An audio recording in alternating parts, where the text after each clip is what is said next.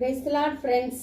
இன்றைக்கும் நம்ம கூட நல்லா க்ளோஸாக இருந்தவங்க, நிறைய நன்மையே செஞ்சவங்க, கர்த்தருக்கு முன்னால் நீதியாக நடந்தவங்க, அப்படி இருக்கும்போது அவங்க கூட சில சமயம் நம்ம இழந்துடுறோம் ஃப்ரெண்ட்ஸ். அப்போ நம்மளுக்கு ரொம்ப ஒரியாக இருக்குது. ஐயோ இவ்வளோ நல்லவங்களா இருந்தாங்களே, காடியே இவங்களை எடுத்துக்கிட்டாங்க அப்படின்லாம் சொல்லிட்டு.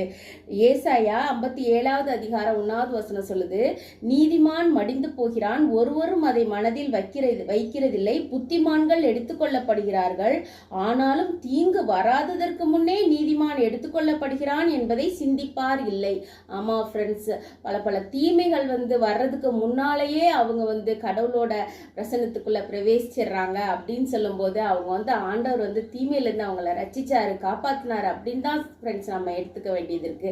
அதனால இந்த மாதிரி ரொம்ப நேர்மையா இருந்தவங்க, நீதியா நடந்தவங்க, நிறைய பேருக்கு ஆசீர்வாதமா இருந்தவங்க, அப்படிப்பட்டவங்க நம்ம இழக்கும் போது அவங்கெல்லாம் தீமையெல்லாம் வர்றதுக்கு முன்னாடியே